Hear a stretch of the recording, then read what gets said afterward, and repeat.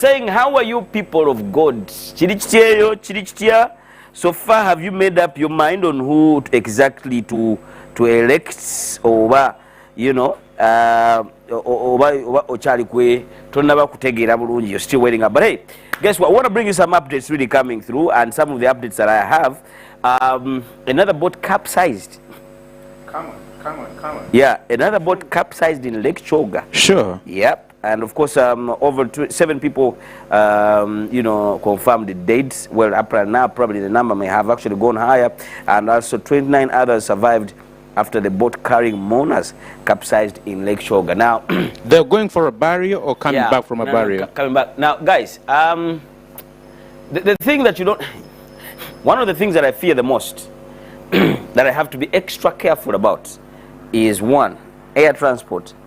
And water transport. No, and road transport. For me, sigamamu sigirinya. Wegwanzirukirawa. Neriato bwerigwa nzirawa. No, nze sirin obuzibu sibulina kuba nti nfundako akabenye nti yamenyese essabiro.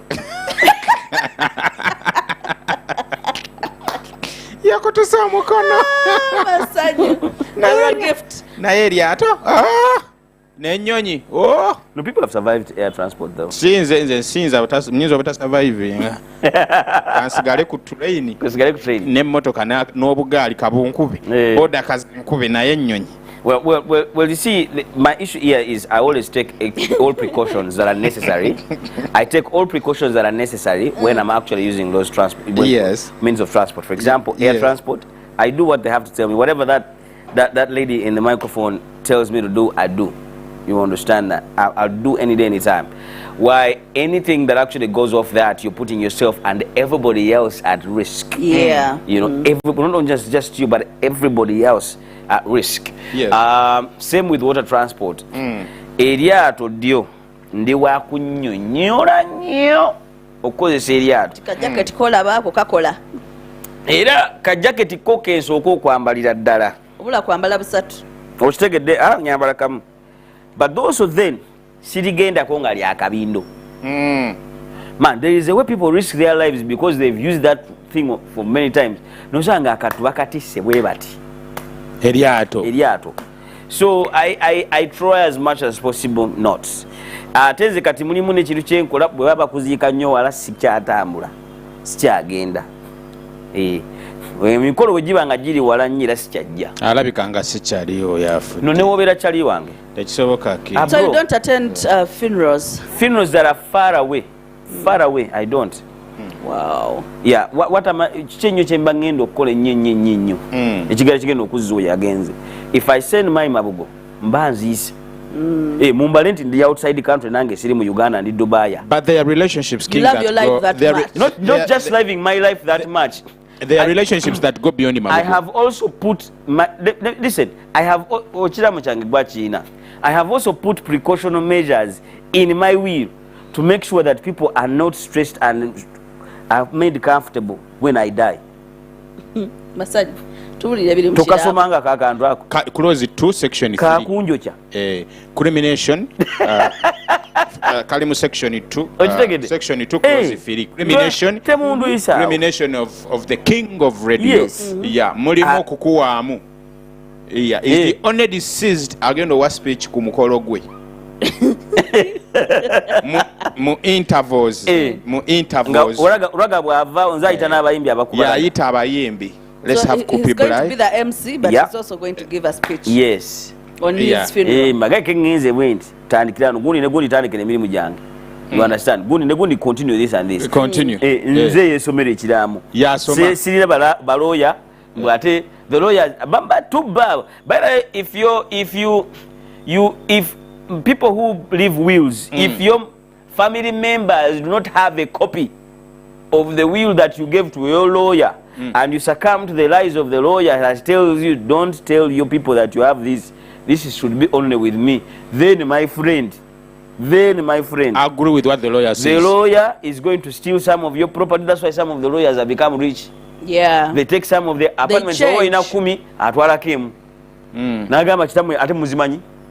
So sometimes people who are very insecure to the level of not telling their family members what they have, that's what you actually face. Now also the other thing is that also UAE tightens visa rules for Ugandans, of course, based on the BBC documentary that actually came through. Yeah, the sex scandals. They have not banned Ugandans from traveling. No, we are not yet banned. But we are on the list to be banned in 2026. We will not be. Yeah. If we don't appeal and if we don't change, we will not be. That one is going to be sorted. They need us more than we even need them at some particular point. And that is just a single No, but let me tell you this. UAE, as UAE, the natives, the citizens, they don't work. So it is us who come from this side to go to work for them. Yeah. They need labor.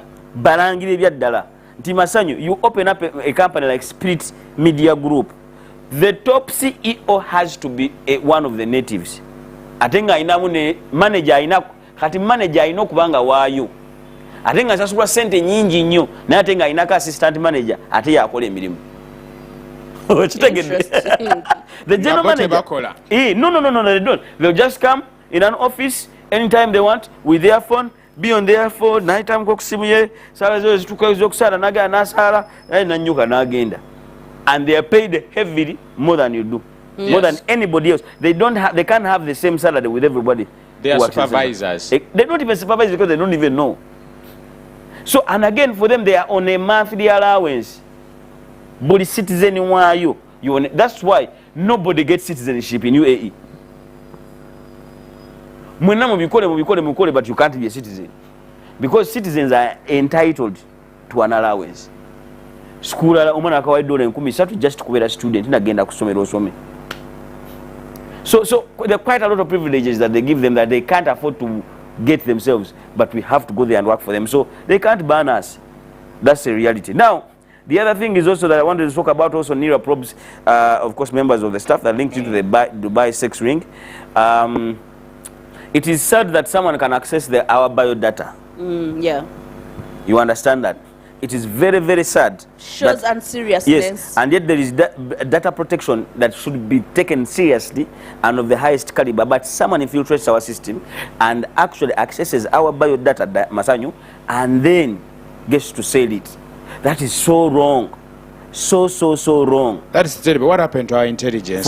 No, not just for our intelligence. The system that we trusted. It's not being vigilant because nobody can do that. That is treasonous to a country. No, because that is national property. But they're looking for all of them. Biodata of a country is national property. Those videos speaking about these issues are also being looked for.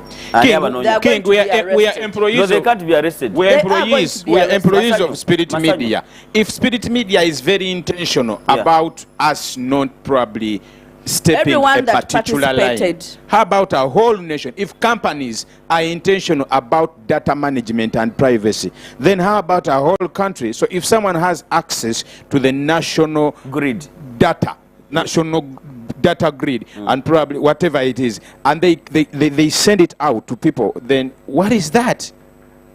What is that? So we Diana, why I can't say there are some faces that we are protected there that you can't even find. One of them will give out another. No, you can't. The only person. No, remember, each and every individual was approached individually. You understand? Yeah. That's why some of their faces were protected. So when part of the professional code of conduct and ethics of journalism is that you protect your source as much as you can. The only person who can actually give them up is the lady who actually did that interview. But remember, for example, Dana, if I met you wherever you could be and I met you and then we had this discussion and I protected you and all of things, then I meet Masanyu individually somewhere else. Then you can't know them. Those who are only there, the faces that were there, and they told you actually, for me, I am very okay for you to show my face because I can't face anything that actually comes my way. So those are faces who are available. People like Troy. People like Troy, of course. Troy, tattoo face. Honestly speaking, it's a cross. Yeah, no, it's not a cross. It's an inverted something. It's actually more like an arrow. But it is a permanent tattoo face you literally really you give up your life. Yeah. So abantu abakola banange mutuyambe namwe abantu abalina amanamba gaffe when we subscribe to your apps systems and stuff like that. Don't give our money to scammers, our numbers to scammers. And this goes to telecom companies. We get people that call us, people who register in books in companies. No yingira want never ku registering mu kitabo. Numbers zozo ne bazikwala ne baziwa abantu. Ne babakubira ne batu scamming ne batufukira ekizibu. Someone calls you with their name, with your name ngalimanyi. Nenga yalijja mu kitabo ngaakutte ekitabo kya company kye mu registeringiramu. One of entrance ku reception. Amanyine Jova. Ate si bye bibaako essaawa z'otuuse amanya go enamba y'essimu email ozze kola ki ozze labaani. That is way that's a lot of information. Exactly. Now there's also to keep squandering everywhere. I have never given you my proper line number because I just put there my name and where I come from. That's it. A number, I will always mess up the last digits. Yeah. I'll always mess up the last digits or the last 2 digits because I chimpandik some to money number yange. Unless I want to give my number for a particular event jendi konti njagala bano baddemu bankubire bano baddemu bampe updates nembu nyingira kizimbe ndekera basikali too much power over my life. There's someone that sent me a message saying you send that money on this number. Mushitegedde ngolo yakwenanga Manzerandi Road wankozo ota ne mugamba twaliza muli zolo yakwenanga Manzerandi Road ne mugamba wawa specifically we don't have more time but when we come back probably ne mugamba sebo sipangisa when we come back we shall maybe talk a little bit about Apostle John Mlinde's confession to the pastors shortly after this. We help jumpstart your day like this. The wake up call.